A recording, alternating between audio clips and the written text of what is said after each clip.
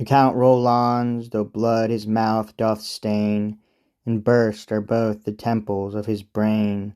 His Oliphant he sounds with grief and pain.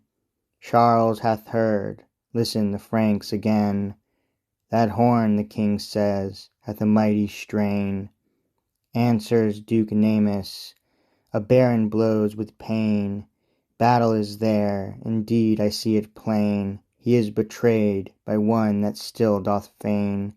Equip you, sir, cry out your old refrain. That noble band, go succour them amain. Enough you've heard how Roland doth complain. That emperor hath bid them sound their horns.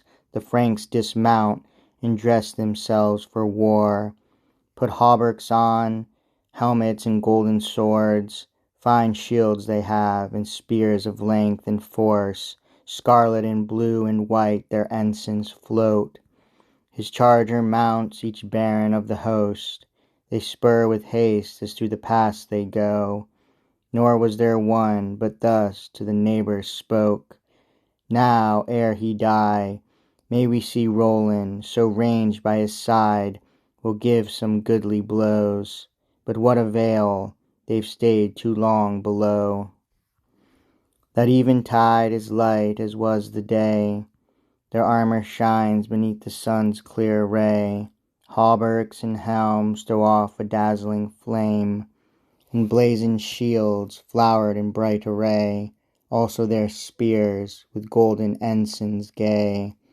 That emperor, he canters on with rage, and all the Franks with wonder and dismay.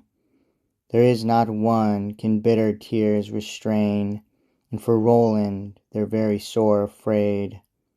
The king has bid them seize that county Gan, and charge with him the scullions of his train. The master cook he's called, Bezgoon by name. Guard me him well, his felony is plain. Who in my house vile treachery has made. He holds him, and 100 others takes from the kitchen, both good and evil knaves.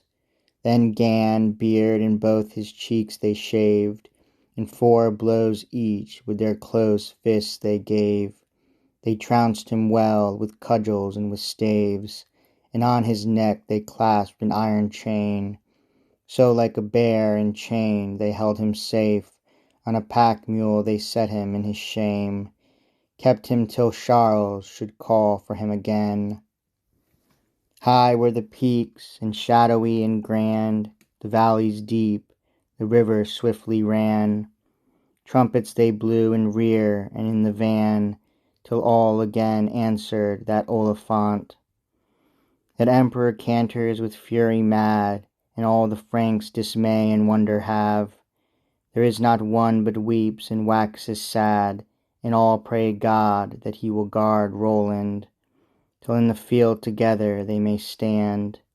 There by his side they'll strike as well they can, but what avail? No good there is in that.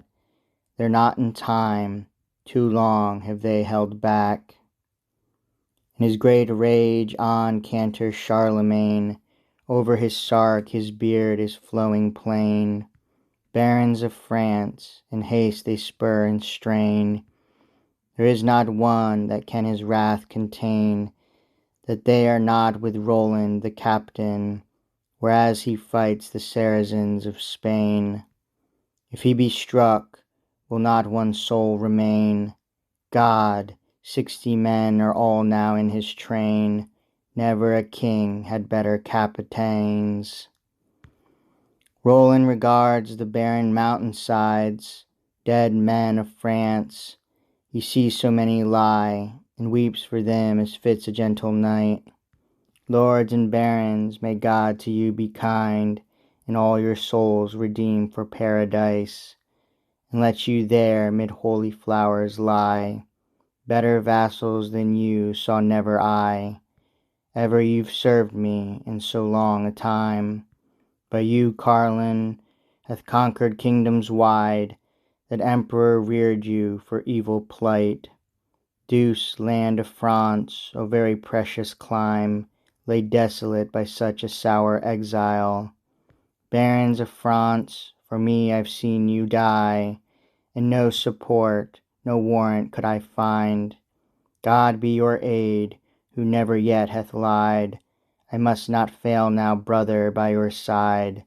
Save I be slain, for sorrow shall I die. Sir companion, let us again go strike.